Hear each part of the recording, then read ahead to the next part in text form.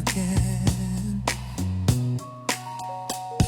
From the heart to the mic, we keep it grown, keep it right.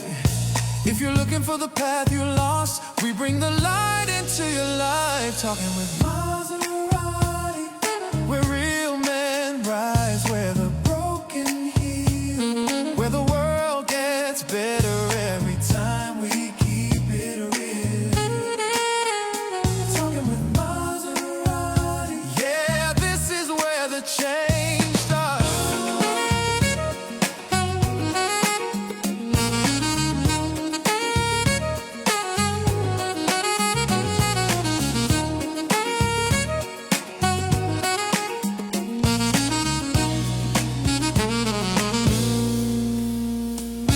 Every story got a meaning, every mind got a fight, but every day's another chance to turn wrongs into rights. We building better brothers, better fathers, better friends. We talk life, we talk pressure, we talk power from within. Sit back, breathe, open your mind and let's grow together this. It's Talking with Maserati.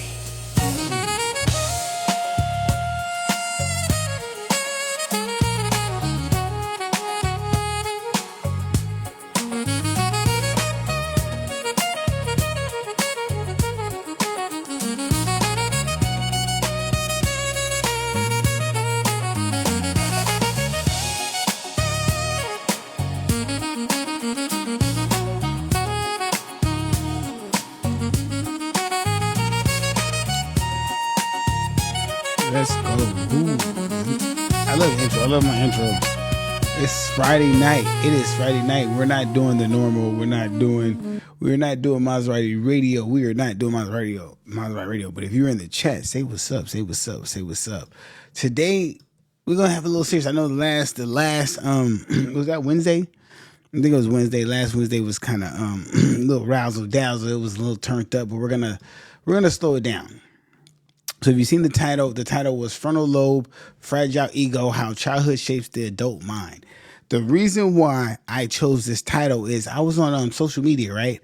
We all love being on social media. And there was a comment. There was actually a talk about something. I forgot what it was. There was a lady in a comment who said that no one knew what the frontal lobe was.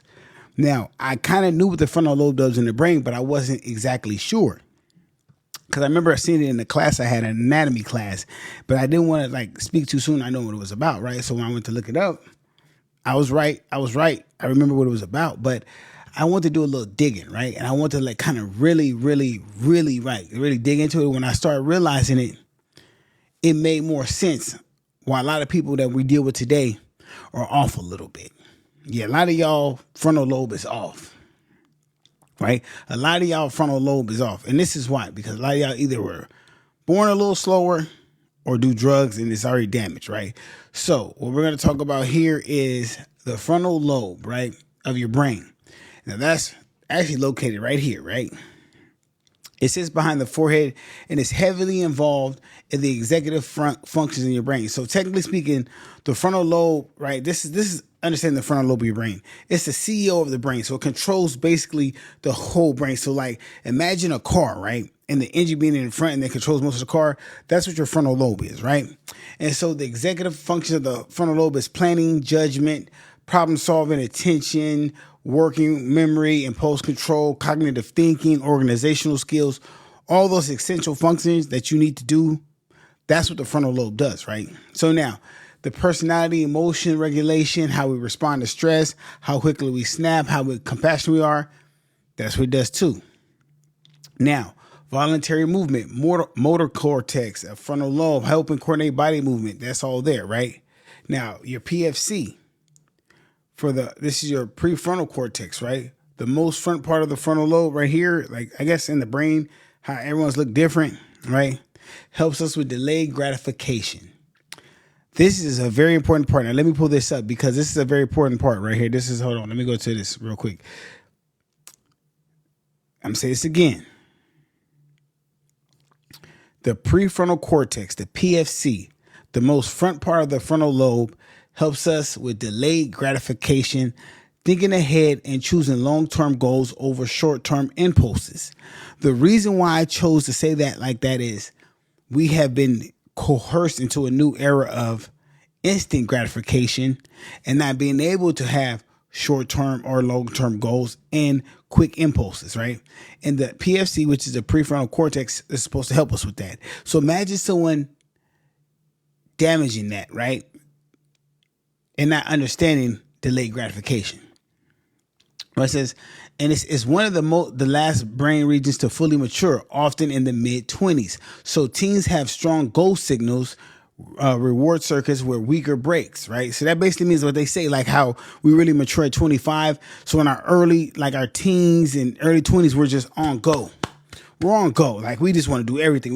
We're not there. So in our mid 20s is where we slow down. So when I see people in their 30s and 40s acting like they're in their 20s, that lets me know that their prefrontal cortex is either damaged or not fully developed. So what does that mean, right? To me, is that when I see people still sucking on balloons or still doing drugs in their 30s and 40s means that their prefrontal cortex is already damaged or was not properly developed as a child, or that they just don't understand that these brain functions are very essential to their body and how they act, right? And I think as you guys watch this episode, when you hear what I'm talking about, you guys will kind of agree with that, right? And so damage or underfunctioning frontal regions can look like, what do we talk about, guys? Poor judgment, impulsive decisions, difficulty planning, or holding a job. The reason why I enunciated on holding a job, you ever met a person whose job, oh man, I can't work here? Or those people that say, man, I ain't working no job. I'm going to do this, I'm going to do that. You ever notice that? Remember those people that I can't work, or I don't like people, I can't do this. That's just not me. When I'm talking, as I talk, you guys are going to start noticing things that I say that you're going to kind of like understand certain people who say this stuff, right? Because when I was reading this pre-show, I was like, it started kind of make sense to certain people that I personally knew. And even in some things in myself when I was younger, emotional volatility, trouble reading social cues, reduced empathy, right? So there are many studies on narcissism and personality disorders that point back to the frontal regions not being fully developed, right? Now, the stats and studies mention that the frontal lobes are heavily involved in executive functions and cluster skills to control and coordinate behavior, right? Now, you ever notice when people are on drugs or when they've been using drugs for a long time, they have erratic behavior. They can't sit and do one thing. Like, if you ever see somebody on crystal meth, their body, they're moving around, they have erratic behavior. They just can't sit still. They can't make one judgment. A lot of damage. Or someone who's been on drugs for a long period of time in their life, they have these kind of symptoms, right? Adolescents show high reward-seeking, risk-taking behavior because the circuits mature earlier, right? So their frontal brakes, they're not there. So I can remember, like, as a teen, I was willing to take I would do more risky things, right? You're more risky. As you get older, you're kind of more like, nah, I'm more reserved, right? As a teen, you're a thrill seeker as a teen, right? You're a thrill seeker as a teen, right? Norman Deutsch, The Brain Changes Itself, was a book that he put out in 2007, explaining the neuroplasticity. I don't know how to say this word, bro. I'm reading a book. It's a book, bro. Explains the neuroplasticity, I don't know, bro, and how the brain functions and reorganizes through life. So the brain changes throughout life. Now, here's the funny thing about the brain. Can somebody help me? I don't know. I think we use 10. Hold on. How much of the brain do we use? I think we use 10 to 20% of our brain. How much of the brain?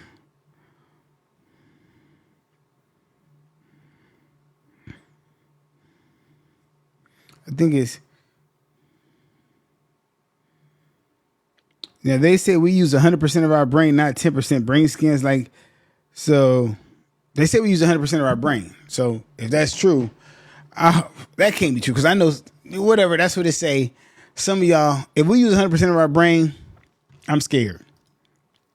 I am scared. If we're using 100% of our brain out here, I'm scared. I'm scared. But yeah, Norman Deutsch put out a book called The Brain That Changes Itself.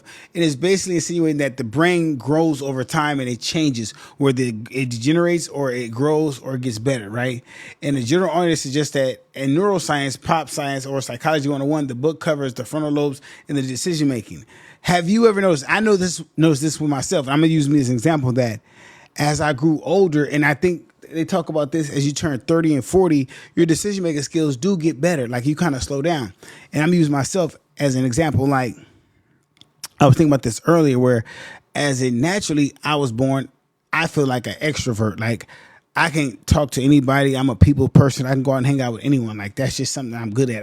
I can communicate. I can go in a circle. I can be the life of the party. I can tell jokes, right? I could just be cool. I'm a cool person. That's how I was growing up.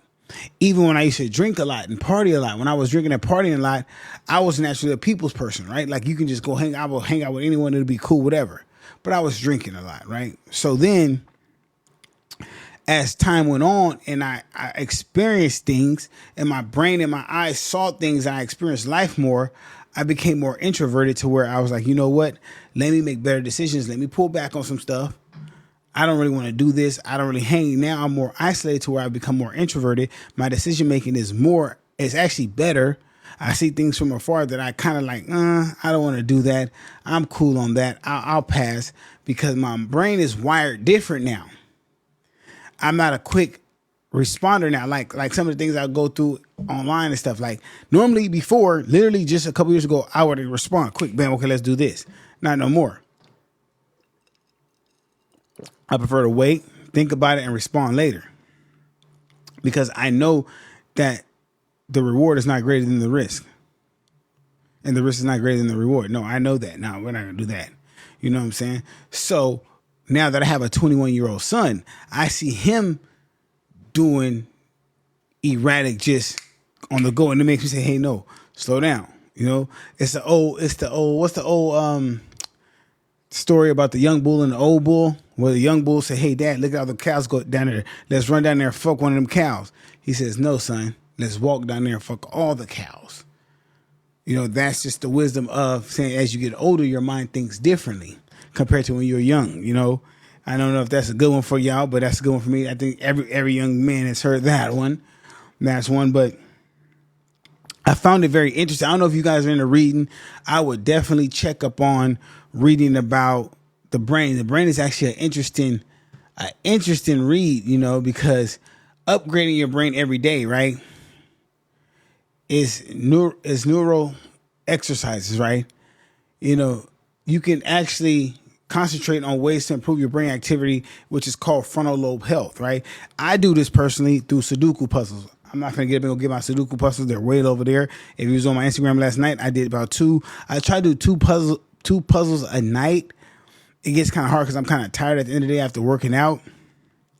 But if I work out in the morning, it's kind of easier. But the Sudoku puzzles keep you thinking, keeps you having to use your brain in a different manner than you normally would throughout the day.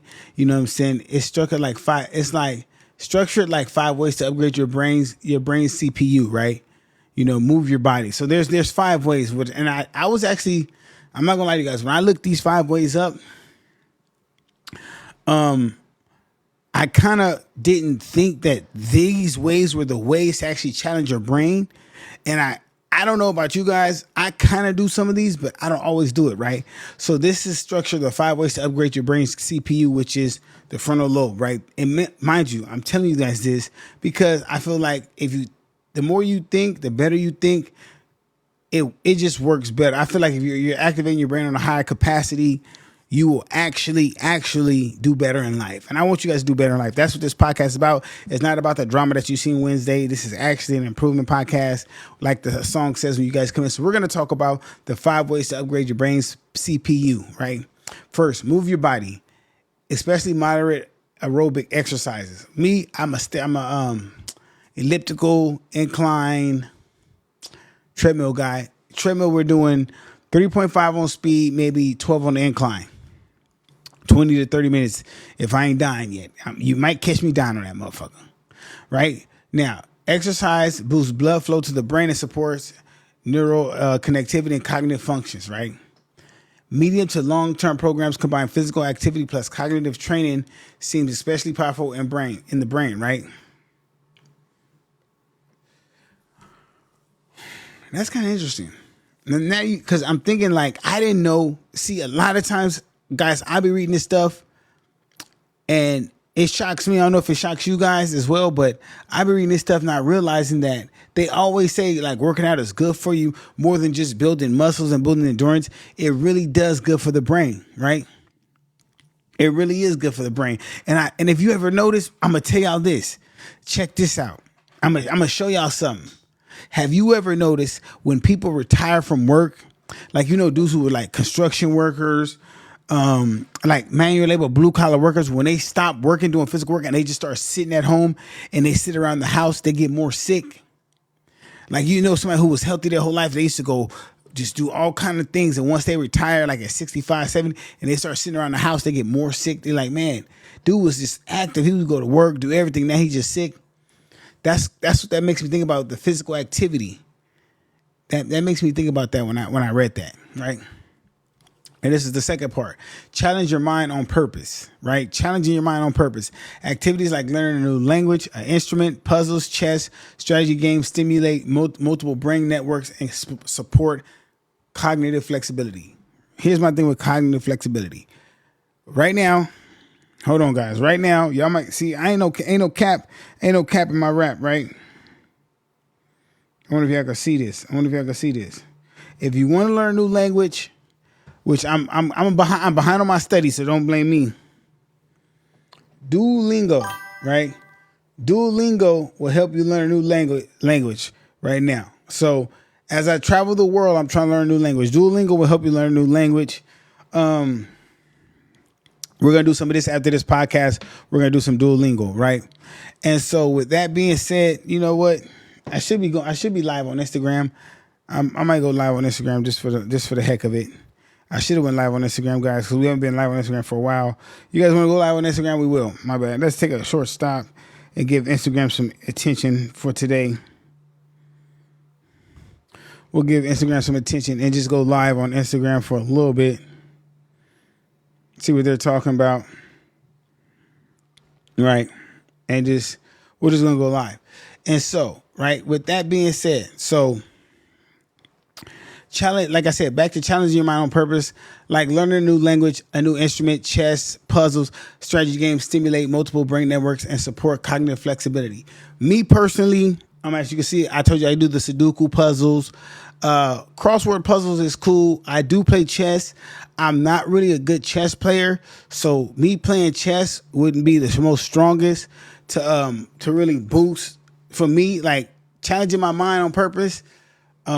Chess is not probably my strong suit. I'm good at chess, but it's not my strong suit. It's something that I do that I learned in the first grade, actually. So I actually learned how to play chess in the first grade, and that kind of got me on the path of playing that. And it was just because I got in trouble, and it was more of a punishment to learn how to play chess. But that does support cognitive flexibility in the brain if you want to, support brain growth, right? Now, number 3, sleep like it actually matters. New research suggests that 30 minutes of moderate to rigorous exercise can lead to 2 to 5% improvement in memory performance the next day, especially when paired with at least 6 hours of sleep. A lot of people don't know that the frontal lobe of the brain, right, the prefrontal cortex of the brain, actually functions better on at least 6 hours of sleep. They say 6 to 8 hours of sleep. This is very important. So when a lot of people wake up and they only had like 4 to 5 hours sleep, and they think that that's like cool, that's like boss type work, that's like, oh, I'm a boss, I'm an entrepreneur.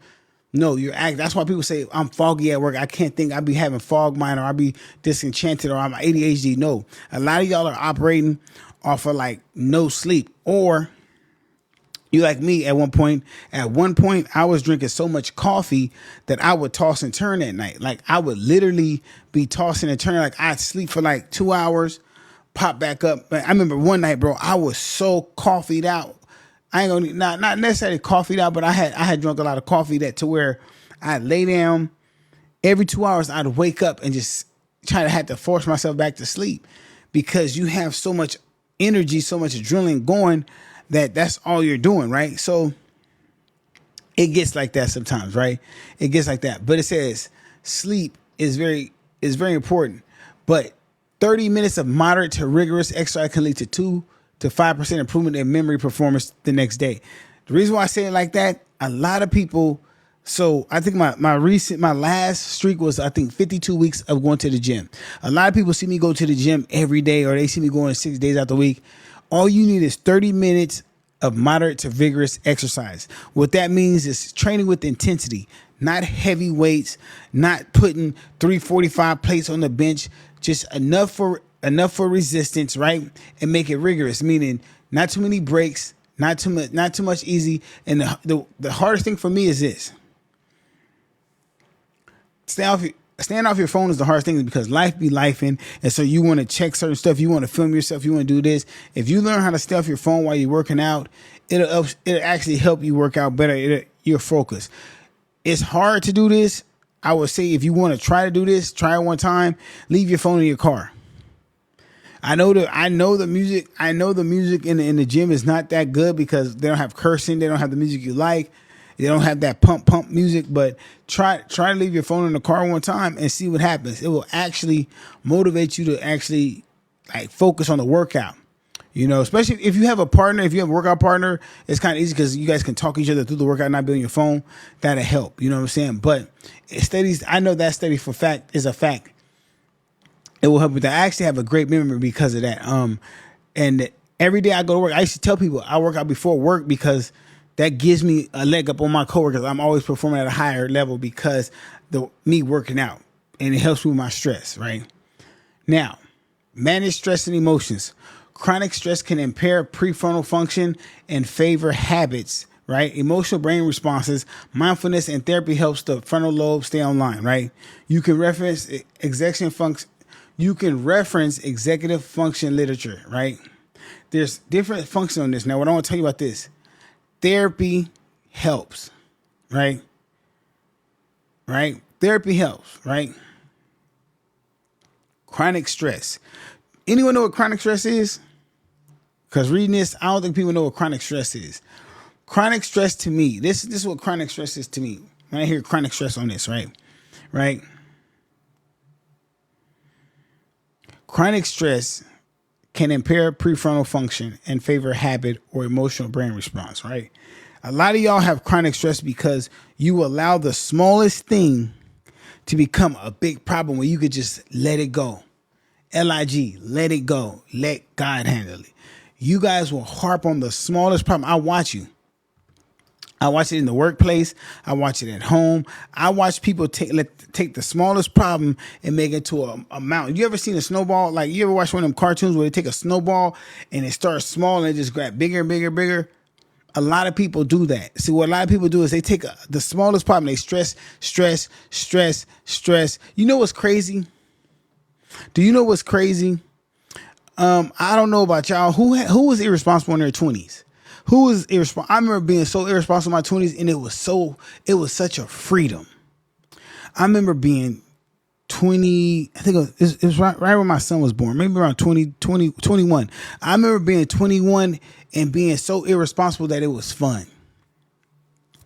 I remember being so irresponsible that it was fun. I'm talking about to the point to where, like, I would spend my rent money at the club, not knowing how I'm going to pay rent the next day, or when the Friday was coming up for rent. I didn't know how I was going to pay rent. I had no clue how I was going to pay rent, but it got paid, right? I didn't have no clue I was going to pay rent. I had no clue, like none whatsoever. I had no clue whatsoever how I was going to pay rent. I had no idea, but guess what happened? It got paid. Guess what happened? It was no big deal. It was no big deal. We're gonna go live on TikTok now. It was no big deal, right? It was no big deal to me. It was no big deal to me. Like when I was young, that I didn't really have that much stress, because when I was young, if I went out and spent all my money at the club and I knew I had rent in my 20s, I wasn't tripping. I was like, bro, I'm gonna get it back, bro. It's gonna be whatever.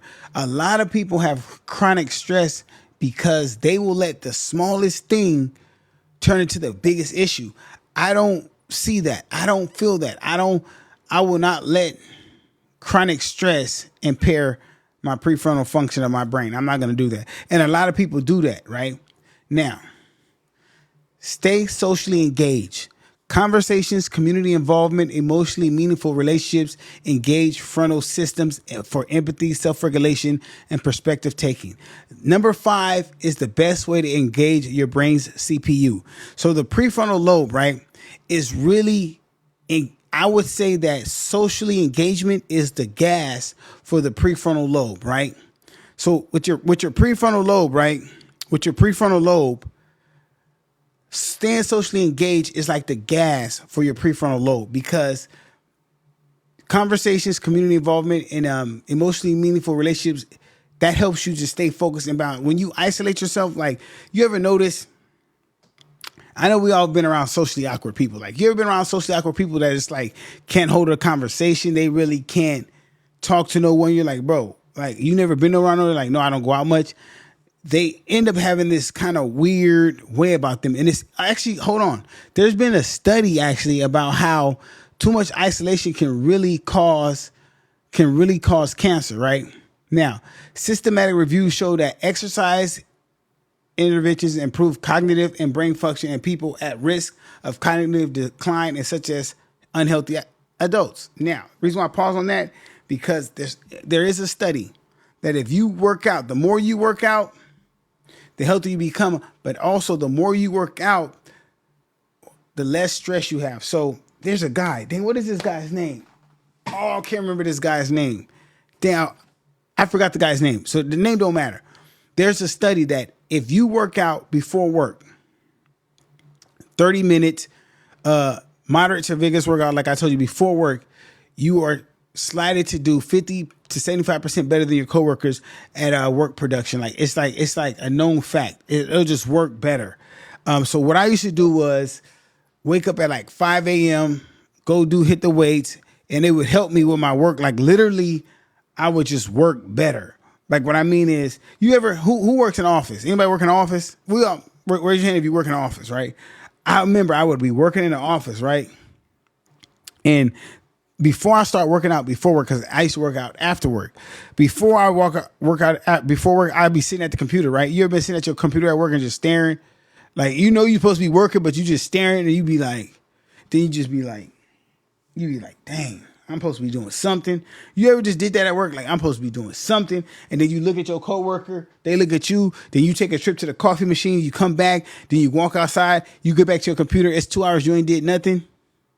Like, I know we've all had that moment at work where you've been just like, man, I ain't did shit today. I don't plan on doing shit. It is what it is. Oh, well. I used to have those days at work, right? And then one day I seen this dude, I forgot who the dude was, on YouTube. You know how you go to YouTube, the black hole, the rabbit hole on YouTube. And he was like, he wakes up at 3:30 a.m., he has his coffee. He goes to the gym. From the gym, he starts his work, and that helped him propel and have a more productive day. So one day, me being me, you know, I'm a weirdo. So I dry scoop some pre-workout, knock the pre-workout back, hit it with the pre-workout shake. You know, when you hit the pre-workout, you know, when you dry scoop pre-workout, it kind of gives you like the icks. It makes your skin kind of like that. You know, you gotta take the pre-workout shit. It make you shit. Yeah, the pre-workout make you shit. You get that shit up out of you, right? When you take the pre-workout dry scoop, get the little thing, you take your shit, right? Now when the pre-workout kicks in, bing, right? I went in there. I think it was a chest day. So we hitting the pre-workout, bam, bam, bam, hitting it, ham, right? Bro, I tell you, when I got to work, I was more locked in, more focused at work, better than I ever been. I mean, like, everything was just clicking. My neurons were firing fast like that. I was locked into the work more than I ever been locked in before. Now, was it a placebo effect?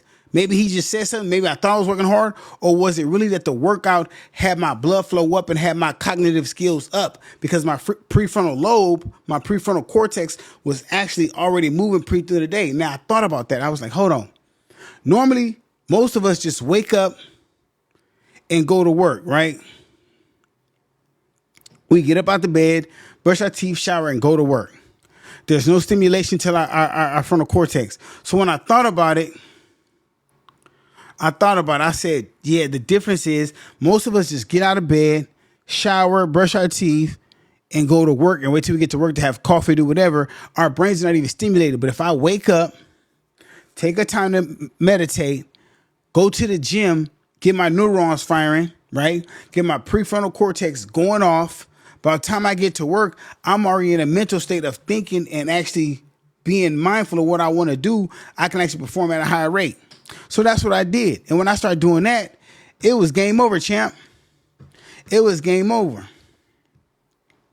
It was game over, champ. Now, also with that being said, right, there was a 2024 study that found that combined with non-aerobic exercises and multiple domain cognitive training best stimulate the brain, right, to reduce cognitive decline and risk. What I mean by that is, right, if you don't use it, you lose it. Have you ever noticed this, right? And this is one of my biggest thing is on TikTok and here on Twitch. I got a question for you guys. How many of you guys plan on keep working past 65 or past 70? Not because you have to, because you want to. Like, think about that. How many of you guys plan on working not because you have to, because you want to? Because the reason why I say I want to keep working not because I have to, because I want to, is for the simple fact of the prefrontal cortex. The more you use it, the more it stays active. I've seen people retire, and as soon as they retire, they start declining in health. Their cognitive skills decline. The way they think decline. They're not as sharp as they used to be when they were working.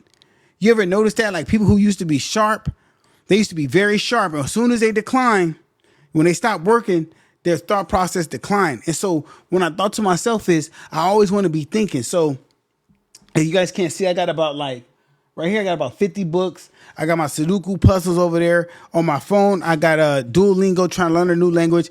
I'm supposed to buy a trumpet. Like, I want to do things to keep my brain going. And at this rate of my life, I don't want to retire. I want to be forever working on something. Now, I don't want to be I'm not going to be that nigga working construction at 60. No, but I would like to be using my brain for something, right? And I want to be creating. So to keep the prefrontal cortex going, we want to keep learning, right? And we're going to keep moving on. Now, we're going to talk about our favorite topic, guys. Growing up to be a narcissist. How do you grow up to be a narcissist, right? I'm not saying I'm a narcissist, but we're going to talk about a narcissist because the word narcissist gets thrown around left and right. This person's a narcissist, this person's a narcissist. Do we love narcissists? Do we love these narcissists? Clarify narcissist trait versus narcissist personality disorder. Now, I had to look this up. I didn't know that there was a narcissist personality disorder. I did not know that there was a thing. You guys might be smarter than me, but I didn't know that this was a thing, right? So connect childhood experience. We're going to connect childhood experiences, parenting styles, brain and emotional development to adult narcissism, because there's a connection, right? So I was watching a podcast, right? And where they put a connection to childhood traumas and childhood development, things that happen in a person's childhood to make them a narcissist. Basically saying when a child sees someone do something and not get in trouble for it, or when they see actions as a kid, this can turn them into a narcissist, right? And I didn't know this, right? So now we're going to clarify some narcissist traits and some personality disorders to be a narcissist. So you guys can understand why some people are narcissists. I want to help you guys point out who these narcissists are, right? Because we don't like narcissists over here, right? So a persuasive pattern of grandeur and a need for admiration and a lack of empathy beginning in early adulthood presents across situations. Now, man, a need for admiration, the lack of empathy, this begins in early adulthood. I didn't know that. That the lack of empathy and the need for admiration, right? Persuasive patterns of grandeur. A persuasive pattern of grandeur, the need for admiration, the lack of empathy, and beginning at early adulthood, okay, presents across situations. How many of us know people like that? How many of us know that? Thanks, Slim. I see my guy, Slim. How many of us know that? Parental overvaluation versus warmth, right? Estimates suggest that 0.5 to 6% of the populations may meet the criteria of being narcissists. That means out of everyone we know, 6% of the population could be a narcissist. That's crazy. That means 6% could be a narcissist, right? Now, with that being said, 1 to 5%. Oh, hold on. Let me read this right, guys. The ladies are gonna eat this up. 1 to 5% are males that are often diagnosed as narcissists. The Cleveland Clinic reports that 1 to 5% are males are narcissists. Damn, am I in that 5%? Hold on, before I keep talking to y'all, let me make sure I'm not in this narcissist thing, because it could be me. But no. Now let's go to the child-rooted behavior, because I think we see this with children a lot, right? And this is not no one's child particular, but we're going to talk about this. Childhood roots. Parents normally overvaluate or overwarmth their children, right? So it says research shows that 506 children ages 7 and 12 fall across 4 6-month waves found that parental overvaluation, parents insisting their child are more special, entitled than others, predict higher narcissism over time. I believe that. I honestly believe that. It says that 565 children ages 7 to 12, they were followed for 6 months, right? Found that parents over-evaluate the kids, right? Parents insisting that their children are more special or entitled than others, predicting a higher narcissism over time. What that means is, in plain language, when parents spoil their kids and tell their kids that they're better than other people, these breed narcissists. How many of us know, especially in our own family, aunties, kids, our cousin that tell them they're better than everybody, they doing better because they auntie was a nurse or had more money? That's what breed narcissism, right? Right? Parental warmth, right? Predicted higher self-esteem, not narcissism, right? So parental warmth is different from narcissism. It's just predicted higher self-esteem. So when you give your kids higher self-esteem, when you pour life into them, that's not narcissism. That's just high self-esteem. So I want us to know the difference, right? Narcissism and high self-esteem are not the same thing. So it's a big difference, right? It's important that we understand that the difference between narcissism and high self-esteem, but they could look alike. I think we have to be careful because they could look alike at the same time. And I don't want people to understand that. Thank you. You know, and it's thank you, Fat Doe.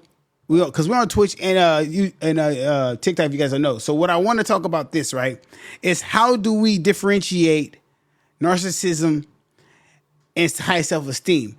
And it's a very thin line, right? Okay, so it's a study that says 674 families examined parenting behaviors, warmth, hostility, monitoring narcissism, superiority, and exploitiveness, showing that hostile and inconsistent parenting is also related to narcissistic traits. Hostile and inconsistent parenting. Does that sound familiar? Hostile and inconsistent parenting. So what that seems like to me is a lot of single parent families could raise narcissists, right? Or what they call it, broken homes, or what they call it, dysfunctional families, stuff like that. Superiority or exploitive, right? So the superiority exploitive, right, cause narcissist families. So we got to understand that a lot of narcissists learn this in their childhood. Now, the reason why I chose this topic for tonight's show, right, is because a lot of ladies date narcissists. Dudes don't understand that they did not just become narcissists overnight. They were bred to be narcissists. They grew up to be narcissists. Men, same thing. When you date a woman, you're like, man, she's a narcissist. No, they were raised like this. You know, they become narcissists across a lifespan, right? Meta-analytics show that 37,000 people ages 8 to 77 suggest narcissistic traits often decline with age, but rarely disappear entirely. Think about that. They decline with age, but they rarely disappear entirely. They're relatively stable personality traits. So you could be dealing with someone that's a narcissist. It's not going to go away. It's going to be there their whole life. It subtly declines, right? So now when this trait declines, right, it's like you're seeing it, but they just kind of warm. I don't think it declines, to be honest. I think that we just live to accept it. I honestly think that we just live to accept these narcissistic traits from people, because it says ages 8 to 77 suggests that narcissistic traits often decline with age, but rarely disappear entirely. So out of 37,000 people, you're telling me that people are going to be narcissistic their whole life? That's crazy. That's crazy, right? Right? But let's go a little deeper. It says neuroscience. What happens in the brain? Neuroscience reviews and book chapters on narcissism show alteration in the frontal regions and frontal straight connectivity, right? So here, right, The frontal lobe, which we were talking about the frontal lobe, that's why I went to the narcissist part, because the frontal lobe, that's where this narcissism is coming from, right? They're relatively stable personal traits, right? So we're going to talk about that, right? The self-focus and reward processing. So narcissism are all about self-focus and the reward processing. So everything about a narcissist is about self-reward, and they focus on themselves. So I know, man, I know y'all out there talking about, I know y'all know somebody who's all about themselves. They focus on themselves. They want to reward themselves, right? These same networks overlap executive functions and handled by the frontal lobe, planning, impulse control, empathy, and perspective thinking, taking it all for themselves. So when you think about how the frontal lobe work, most narcissists' frontal lobes aren't functioning properly, right? Because why? They don't have no planning on impulse control, they don't have empathy, and they can't do perspective taking, right? Because all they know is me, no empathy, right? Now, being raised by narcissist parents is even worse. So imagine being raised by narcissist parents. You're a second generation narcissist. So imagine meeting a second generation narcissist. They don't think they're wrong. You're wrong. So think about being raised by a second generation narcissist. They're not wrong. You're wrong. That's the crazy part. That's the crazy part, bro. They're not wrong. You're wrong. That's how they're going to view it. Right? Clients raised by narcissist parents often describe conditional love, gaslighting, chronic criticism, leading to low self-esteem, anxiety, fragmented identity in adulthood. I want to show something right now. I just read this. Listen, when I read this earlier, this kind of described a lot of Americans. Listen. People raised by narcissistic parents often describe conditional love, gaslighting, chronic criticism, leading to low self-esteem, anxiety, and fragmented identity in childhood. How many people you know have low self-esteem, anxiety? How many people are taking medication right now for anxiety? How many people you know have a fragmented identity in childhood? If you don't know what fragmented identity in childhood is, they don't know who they are. They're acting like somebody else. A fragmented identity in adulthood is they're acting like someone else. That is a narcissist. Anxiety, low self-worth, gaslighting, and chronic criticism. Those two right there, conditional. I'm going to tell you the top three of a narcissist. I'm going to tell you the top three that you'll find in a narcissist right now. Conditional love, gaslighting, and chronic criticism. Their love comes when you got to do something for them. You got to pay them. Gaslighting, they're going to gaslight you. And the chronic criticism, you can't do this right. You're not this and that. If you did this, only if you did this. That is the three traits that a narcissist will show you over and over and over and over. If you just pay attention, I promise you. I promise. It's like clockwork, bro. It's clockwork, right? And there's some books. If you don't believe me, there's some books I want you to go read. It's one book called The New Science of Narcissism by W. Keith Campbell. There's Children of the Self-Absorbed, A Grown-Up's Guide to Getting Over Narcissistic Parents, Nina W. Brown. There's Will I Ever Be Good Enough? Healing the Daughter of a Narcissistic Mother. That's by Carol McBride, right? These are books that will help you learn about narcissists because it's very crazy out there, right? But you know what? I'm going to throw some extra stuff in there for you guys because you guys are showing me so much love today on Twitch and on TikTok. We're going to talk about rewiring your brain after having a narcissistic childhood. If you had a narcissistic childhood, we're going to help you out. Trauma doesn't freeze your brain in time, right? Growing up with narcissistic caregivers can wire your brain for hypervigilance, self-doubt, people-pleasing, right? You ever thought about that? You ever met someone who was a people-pleaser? They say yes to everything. They have to be like everybody, right? You know, how do we fix that? How do you stop being that narcissistic person that you were raised to be? It's very easy. Therapy, secure relationships, intentional practices can strengthen frontal system involved in, right? Emotional regulation, perspective taking, and empathy. Inhibitions, catching yourself before sabotaging behavior. Sabotaging behavior can ruin your life. Do not sabotage yourself, right? Emotional regulation. You want to do a lot of emotional regulation, right? And therapy. I don't know why y'all are scared to go to therapy. I don't know why, but y'all can do that. Go to therapy, right? Right. And it's Hypervigilance is crazy. Self-doubt. I've never had self-doubt. I'm very self-aware. I love who I am as a person. But when it comes to narcissism, growing up with a narcissistic parent, it can wire your brain for hypervigilance and self-doubt and to be people-pleasing. I would never want someone to be you should never want to be a people pleaser. You should really, really want to understand who you are as a person, right? Therapy. So here's some things. If it was me, from me to you guys on TikTok and on Twitch, here are some practical healing strategies to discuss with yourself if you're dealing with a narcissist or you feel like you were raised by a narcissist and it messed up your whole self. Therapy, boundary work, mindfulness and body-based practice, healthy relationships, and community. The reason why you want these, because with therapy, it helps you understand that I am someone, I know who I am, I can find the inner me, right? Boundary work. You need to have boundaries in your life. You have to let people know that you have boundaries. You just can't let no one come in your space. You can't let no one just treat you in a kind of way. You need boundaries, right? Mindfulness, right? You got to understand. You got to understand what you're doing. You got to have a mind for what you're doing, mind what you want. You can't just be out here doing anything else. You got to do things with intention. You got to move with intention. You got to be with intention, right? Healthy relationships and community. Your network relationships are worth more than money. The people you're around, your network of people, that's who you're going to be. You got to be around the right people. You can't be around negative people. You got to be around positive people. I tell people this all the time. Who you're around is who you're going to be. So you have to be around those people. I know it gets lonely. Sometimes you don't want to do that. I'll prefer to be around myself if you're going to be negative, right? But I hope y'all are enjoying the show today because it's almost over. But, it's almost over, right? It's almost over, right?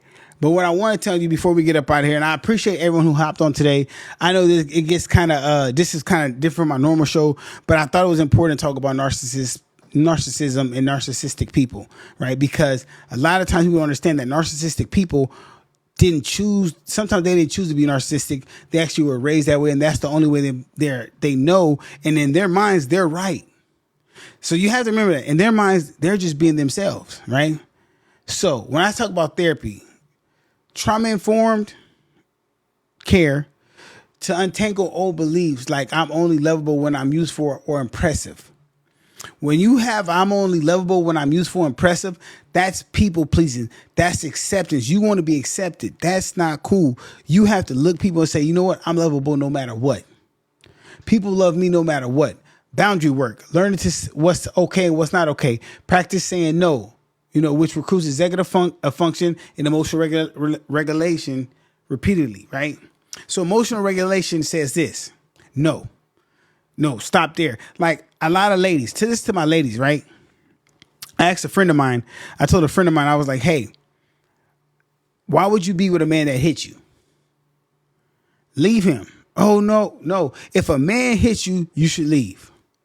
Simple and plain. That no woman should stay with a man that hits him. That's called boundary, right? That's emotional regulation repeatedly, right? But we're going to keep going. Mindfulness and body-based practices. Grounding, breathing, somatic work that calms, overactivation in the frontal lobe can come back online. What I mean by overactivation, I know a lot of us get overstimulated in the workplace, overstimulated in life. We have to take practice in mindfulness and body-based practice. What's a body-based practice? What I do is when I wake up at 5 a.m. in the morning, before I start my day, I meditate. I see what I'm going to do throughout the day. I see what I want my body to be. I see where my energy is at. I don't let nothing get me out of my zone. When people throw monkey wrenches at me, listen, I'm telling you right now, all the stuff I go through online, it don't even get to me. Why? My mindfulness is up here. My body-based practices, I'm grounding. My breathing is good. My somatic work that calms everything, the lobatic overreaction. My frontal lobe is online, so I'm good, right? Healthy relationships and community. Surround yourself with people who respect your boundaries, helps you reattach your nervous system and have safe connections, and you know what they feel like. You have to be around people who respect your boundaries, right? And who respect you and who love you. If you're not around people who respect and love you, what is the point of having them in your life as part of your community, your relationships? And that goes for family too. We're living in an age right now where people are okay cutting off family members. People are okay cutting off friends. That's where we're at. As we go into 2026, you have to be okay cutting off people who's not respecting your boundaries, not respecting you. Because why are you going to carry that dead weight? I'm just keeping it real. You can get mad at me. You can get mad at whoever. You might not like my podcast. You might not like me. But I bet you I'm telling you the truth. I bet you when you watch this back and when you go to sleep tonight, you're going to be like, man, he was right. If somebody can't respect me, they can't respect this, I'm cool. I'm cool. Yeah, you ain't respecting me. Because I'm going to tell you right now, y'all playing. Y'all letting people play with y'all. I would never let nobody play with you. And listen, I'm cool. I'm cool. Because my time is so valuable. Who knows what you can do with the right positive person in your life? Do you know that you can create $1 million idea overnight with the right person in your life? It's so many positive people that can help you if you just stayed around them. Like, it's crazy because I know so many people that just want to be seen or just want to be heard and they can't be heard, but y'all want to stay around the people who want to tear you down. Think about that good idea you have, right? And you go tell the person, hey, look, I do this, and they tear you down. Imagine having people, good evening, how you doing, faithfully heard? Thank you. It's like this. I'd rather be around people that's going to encourage my good ideas instead of tear me down, because guess what? I'm going to do the same to them. So y'all rather be around negative people that tell you negative stuff. And listen, we all have bad days. So I'm not saying every day I'm just, I'm this. But I have enough respect for my friends when they call me and I know that they need me, I'm not going to dump my problems on them because I'm having a bad day. I'm going to step up to the plate and say, you know what? I have the blessing, I have the honor to help my friend today, even though I'm doing bad. Because that's what friends are for. That's what having a healthy relationship and community is. You're surrounding yourself with people who respect your boundaries and help you reteach your nervous system to connect to better feelings. And you do the same for them. So why not do that? Why not have that in your life? Because it's very easy. It's free. It's literally free. And that's what we're here for. And here's the biggest catch. This might rub some people. Exactly. You never know. You never know when they need encouragement, and here's something people might not like. People might gravitate to this. When you keep God in your life, when you keep God in your life and we have a relationship with God, a lot of these things don't come natural. So a lot of these things you won't even have to think about this. When you keep God in your life, these things are natural. Like, you're going to just be happy, cool. Because I'm going to tell you right now, you have emotions. We're all going to be mad. Bro, I get mad. Bro, listen, I get mad when people don't drive right. Soon as somebody's driving, listen, just tonight, I'm driving on the freeway. I'm doing about 65. A guy in front of me is doing 40 because the police is next to him. Bro, if you don't do 65, that police is not going to stop you from doing 65. Yes, I'm mad. Am I angry at him? No, I'm just mad because I'm trying to get to where I'm going. That don't mean I got to be rude. That don't mean I got to be mean. Nah. It's that you got to be around people who think alike and who have this need for change in their life. And we all can do better every day. If you just think about this, right? Would you rather not try, or would you like to get 1% better every day? Ask yourself that. Would you rather not try or get better 1% every day?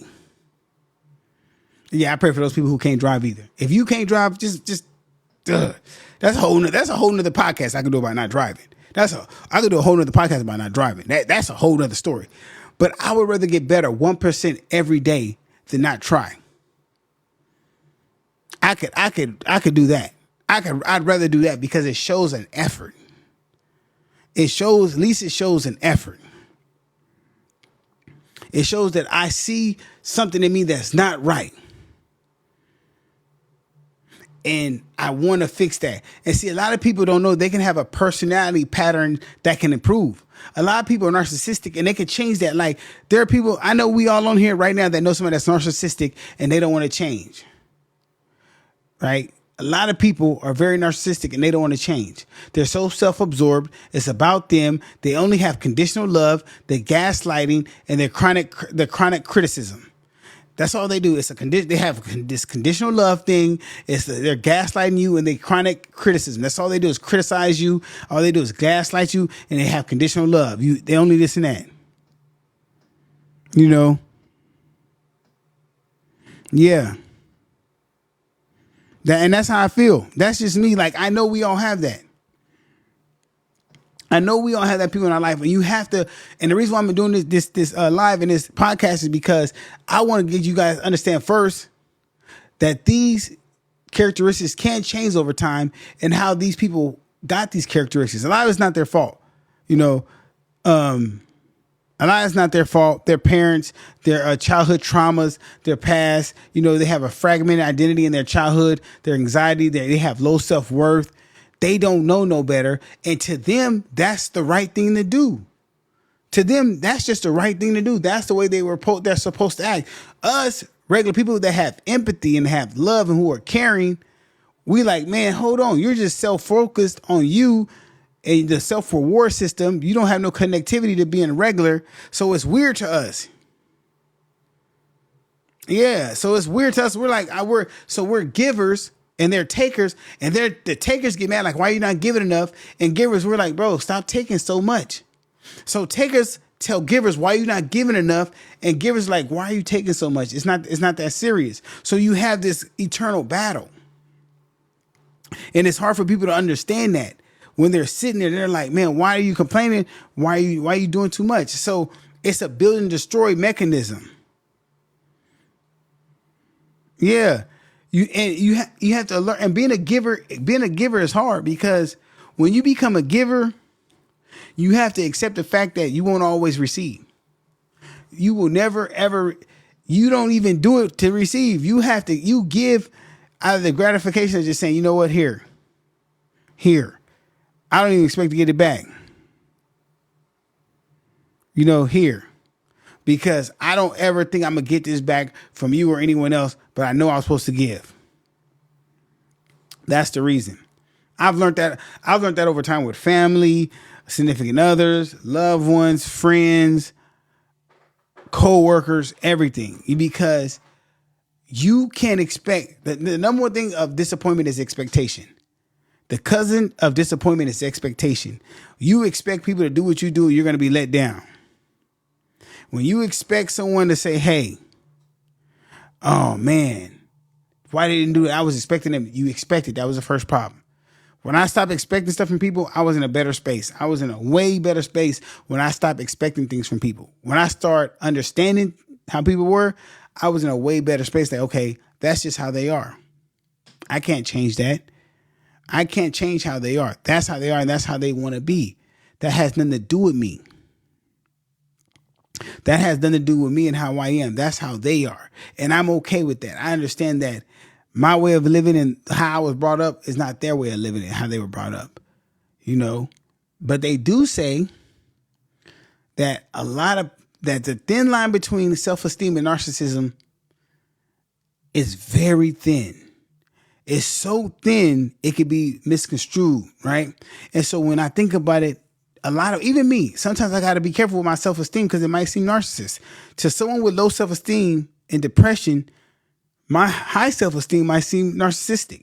So I have to self-regulate and be like, hold on. No, it's not that. Because from the stats right here, it says 1 to 5% of all men are narcissistic, that's a low percent, but I can see how that might come off as some men. I can see that, you know. I can see that if I walk into a room and I'm very confident about myself and I know my worth and I'm speaking my work and I'm speaking knowing my value, my worth, I can see how that could come off kind of braggadocious. I could see that. So I understand how to dumb it down sometimes. And it's not saying I'm dumbing me down. I'm just understanding that from a perspective taking, I understand that, right? And so if you just came in the room, I'll go over what we talked about tonight, because we're almost done. Hold on. If you're on Twitch, you're here on Twitch, you know, we're here at Twitch and TikTok. We talked about, yeah, I understand that. She said, because some people, even men, get different towards me just for carrying confidence. Yes, I can see that. Definitely. When you carry confidence well, people will kind of make it a big deal. So tonight we talked about the frontal lobe being the CEO of the brain. And so since I started with the frontal lobe being the CEO of the brain, we worked through our way of understanding how the frontal lobe work and how some people's frontal lobe is not fully developed like everyone else's, and how that leads to narcissism and how that leads to kids and people who damage their frontal lobe with drug use or are underdeveloped or just not knowing how to properly use it, right? And how it is not fully mature to the mid-20s. And some people, even in their 30s or 40s, frontal lobe is not fully matured, right? Because the frontal lobe controls impulsive decisions, planning, cognitive motor skills, all these things, right, in the brain. So people who use drugs, heavy drinking, all these things, football, CTE and all that, it affects the frontal lobe, especially in football. If you're hitting that helmet, if someone play a lot of football, their frontal lobe can be damaged, right? So planning, judgment, problem solving, attention, working, memory, impulse control, how we respond to stress, how quickly we snap, how compassionate we are. Our motor cortex is the frontal coordinating skills and body movement. This is affected by the frontal lobe. So anyone who has that affected at a young age before 25, once they get 25, they won't have no able to use that. They won't be very good at that. So their long-term goals and short-term goal impulses will be affected. Their delayed gratification will be affected. Now, the reason why I say delayed gratification, we live in an instant gratification era. Yeah. So we live in an instant gratification era. So if your frontal lobe is already damaged, which controls delayed gratification, means, so you ever seen that, you ever see that the hamster test they do where they have the hamster run around or they give the little drip and they see how long they can go without feeding the hamster? That's a delayed gratification test. So we've already failed that. We failed the delayed gratification test so bad, I can prove it, right? And I don't mean to drag on the show, but I'm going to show you how we failed the delayed gratification so bad. This is how bad we failed the delayed gratification test. We went from cooking food over a fire where we had to go build a fire, hunt. First, we had to hunt the animal, right? Hunt the animal, skin it, cook it over open flame, hit the flame, then bam. So then they were like, okay, we got to hunt it, kill it. We could store some of it in a smokehouse. Not too long over the open fire. Then we went from, okay, we can kill it, store it in a small ice box, not too long, to a big ice box, to a stove, right? But it was like a little stove where it was a little cold stove, didn't have a burner top. It was a little stove, but you can cook it. Not over open flame no more, right? Till we fast forward to a refrigerator, stovetop, from a refrigerator stovetop to a microwave. We went from a microwave to a toaster oven, from a toaster oven to the better microwaves, to now we're at an air fryer. I skipped before the air fryer to a fast food on every corner. That's how instant gratification worked, because now we have fast food on every corner. From fast food on every corner, Uber Eats, DoorDash, right? To where now you can get your food. You don't even have to go out your house. You can get your food sent to you, right? From your food sent to you to air fryer. We don't have delayed gratification. Everything we want can come to our house. Amazon Prime, next day, same day, 2 days. You can order I can order Amazon right now. It'll get here at 8 in the morning. There's no more delayed gratification. We can have everything at the tip of our fingers.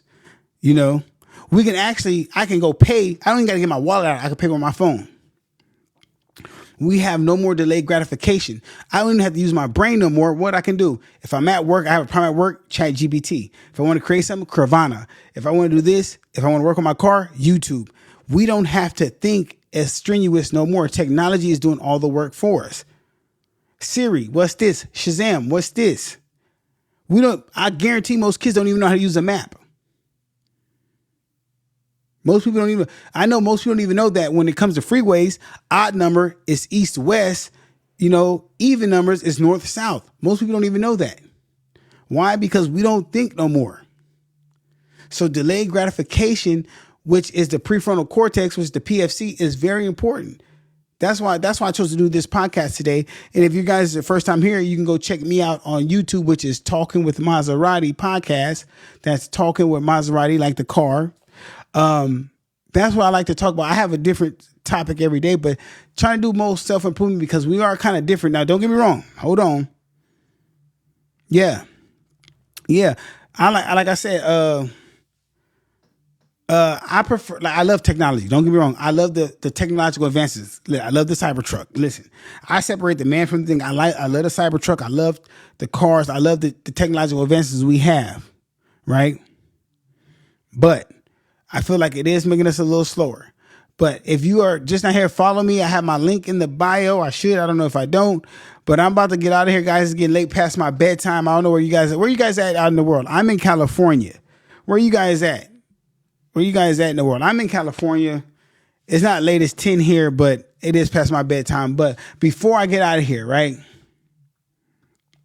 I do got something to tell you guys. Before I get out of here, if you're dealing with a narcissist, right? They says here, I don't know about this. Over time, it will decline, but they'll never stop being a narcissist. So if you choose to deal with a narcissist, that's you. If it was me, I wouldn't do it, because when you deal with a narcissist, those qualities, those traits could rub off on you.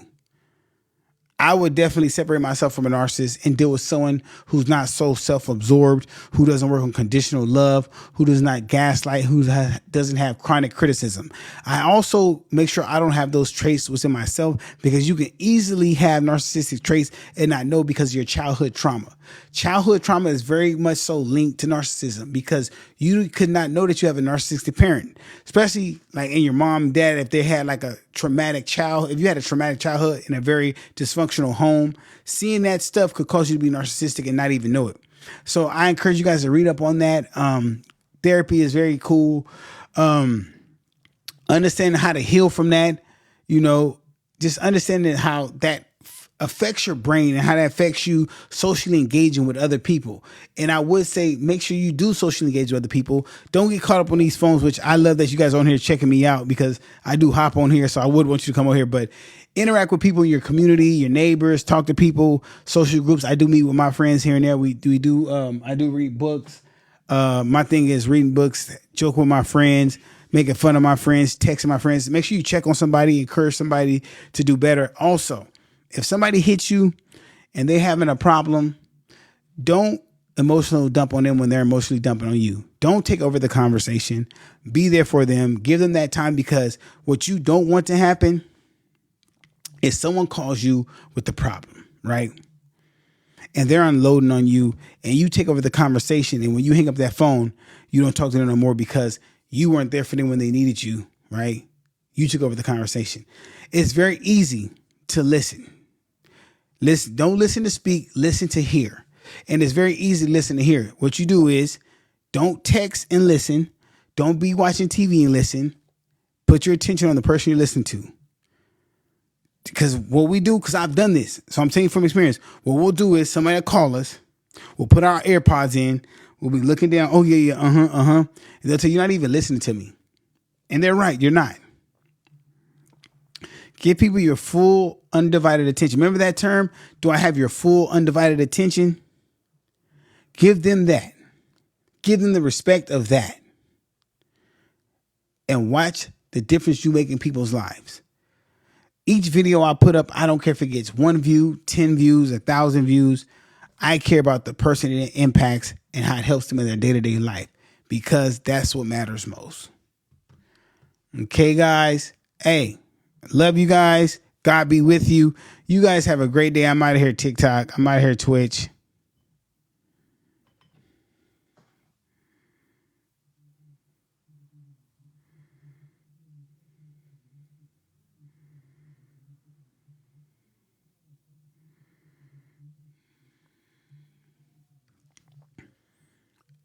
Hey, Twitch.